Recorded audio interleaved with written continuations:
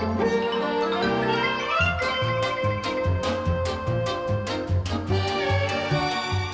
everybody, it's Chris Eads, Wootini from the late lamented gaygamer.net, here with another video podcast. Sorry, I took the last couple weeks off. Last week was 4th of July and I was out of town, and the week before that it was Gay Pride, and I was busy marching with the Gay Geeks of New York in the New York City Pride March. As I mentioned, Gayness came back for a return appearance. It's always funny when people in the crowd recognize and go, Ness! So I have a lot to talk about this week, because it's been a few weeks. Not as much as you might think, though, because it was holidays and there wasn't a whole lot of gaming going on and stuff. I do want to mention, I did go to the movies. We saw Independence Day Resurgence, which is just brain dead and silly fun. It's not quite as awesome as the first one, because the first one's the first Independence Day is kind of iconic. Disaster porn, sci-fi disaster movie. This one is very interesting because, you know, it's 20 years later, the world has used the alien technology, so it's like a futuristic world. It's a lot more advanced than where we are now. And it becomes more of a science fiction adventure movie. And so I enjoyed it. I know a lot of people are like, oh, it's crap. I liked it. I thought it was a lot of fun. I actually kind of wish I saw it in 3D, because it looked like there might have been some cool 3D effects going on. But I don't know, if you liked the first one, give the second one a shot. It was kind of fun, I thought. Also, as a plus, one of the main characters is a gay man. So, yay for inclusion. That's always fun. Then, on to gaming. Everyone was raving about Inside, so I booted up my Xbox One and downloaded the game and started playing it. Unfortunately, two things happened. I like it. It's great. It's basically Limbo, but, you know, it's the same concept. You move side-scrolling, and you die a lot, and you have to figure out the ways to get past the obstacles so you don't die. It's just, you know, a different premise. I'm not really sure what's going on yet. I haven't finished it, because while it is one of those shorter indie games that people will finish in, like, you know, a few hours, I am not one of those people. I play in little half-hour bursts or so. But then the 4th of July holiday happened, so that, you know, I wasn't here. I couldn't play. And then life happened, and I decided that because Inside, like I said, I don't know exactly what's going on yet. I have not reached the end, but it's very dark, it's oppressive, it's grim, it's unsettling. So I am not in the mood for that right now. I need escapism, not that. So I've been playing some Rock Band, because that's just fun and enjoyable. But I recommend Inside so far. I don't know, it could fall apart at the end, but everybody I know who's played it said, oh my god, don't read anything about it, don't know anything about the plot. So I want to finish it before it gets spoiled. But then, of course, there's the other gaming news that exploded this past week that everybody's playing, and that is Pokemon Go. It finally came out, everybody's downloaded it, everybody's playing it, and you know what? I mean everybody. Like, seriously, everybody. The trick is, you walk around and there's people staring at their phones, and I live in a big city. So in Manhattan or in Brooklyn, people walking around with their phones out doesn't necessarily mean anything. They could be just a tourist, they're looking at Google Maps, they're trying to find out where they're going to go, they're trying to find the restaurant that they're trying to meet their friends at for brunch, whatever. But if you see somebody going like this on their phone, dead giveaway they're playing Pokemon Go. Also, if there's more than one person standing huddled together with their phones like this, probably playing Pokemon Go. Yesterday, I went to do my laundry. I'm walking down the street. This woman gets up off the stoop, leaves her husband with the dogs that almost pulled him right off the stoop, down the stairs. She walks down the street towards the corner. I get closer to the corner, I see her on her phone, and she's trying to catch a rat-a-tat. Like this. I was like, get him. She's like, ah.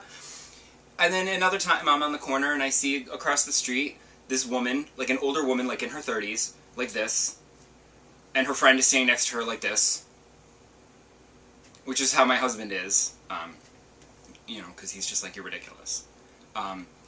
I have to say, the catching of the Pokemon is super fun, as is the taking of the pictures.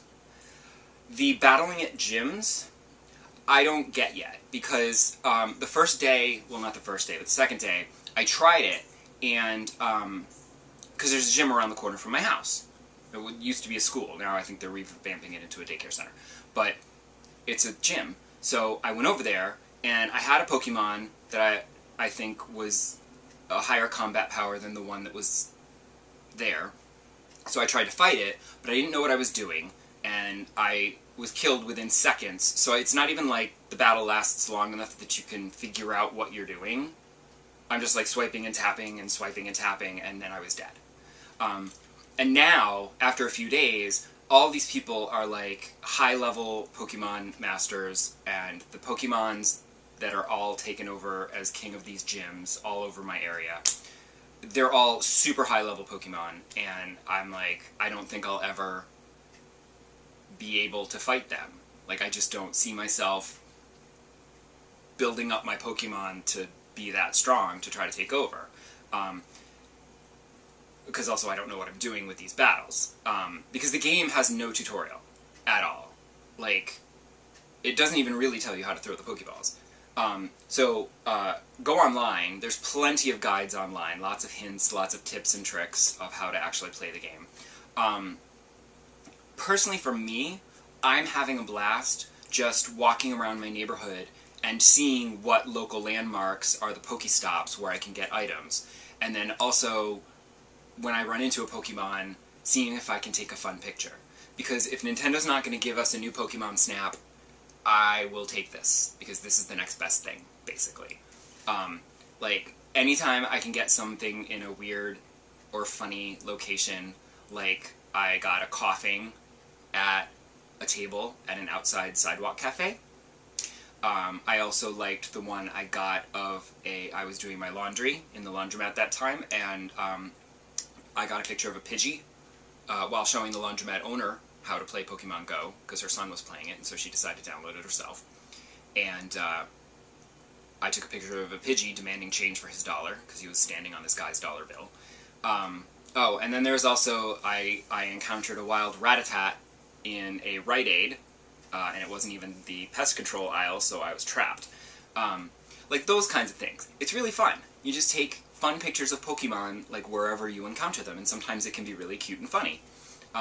So I'm kind of enjoying just catching them and taking pictures of them. I'm starting to kind of build up my Pokemon, because, like, I have, like, a gajillion Doduos, because they're apparently running rampant in my neighborhood in Brooklyn.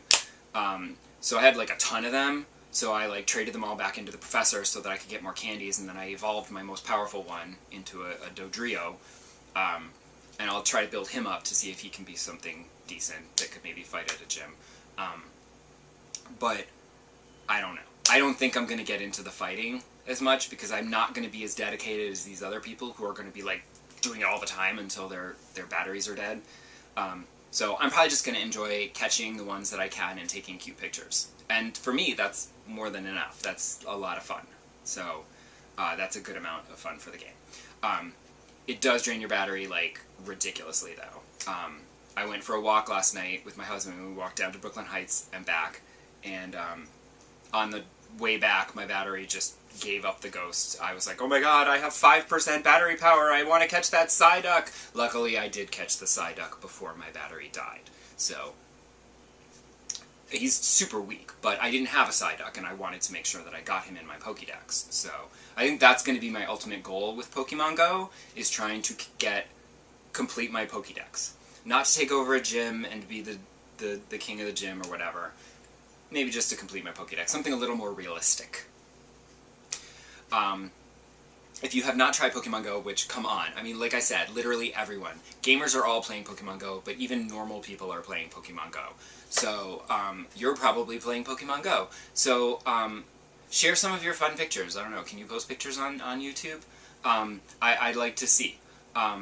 But, and tell me your fun stories of Pokemon Go. And I'll see you back here next week, and hopefully I'll have something other to talk than Pokemon Go to talk about. I'm hoping I will have gotten back in the mood where I'll finish Inside. I probably only have a little bit left. I'm feeling like I'm close to the end. So I'll talk maybe a little more about that next week. Go catch those Pokemon. They are not going to catch themselves. Bye!